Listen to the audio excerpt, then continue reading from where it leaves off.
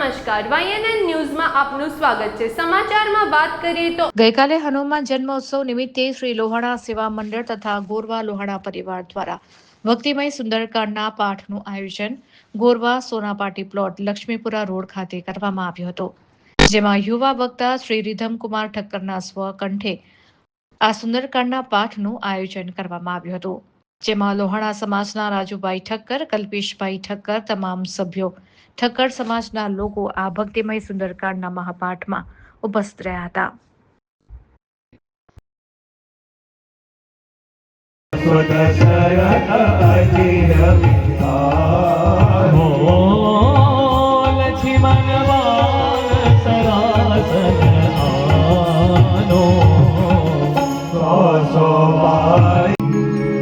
મંગલ ભવન જય શ્રી રામ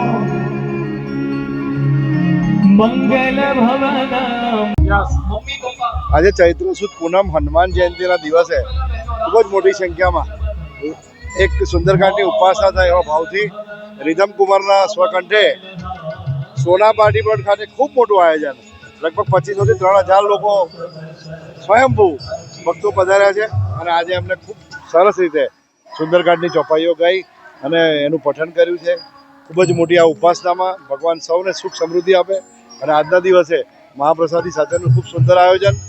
ભગવાન આવા આયોજન અમારા રીધમકુમાર અને કષ્ટભંજન દેવ પરિવાર તરફથી ગોઠવતા રહીએ એવી શુભકામનાઓ। Subscribe now and press the bell icon. Never miss an update.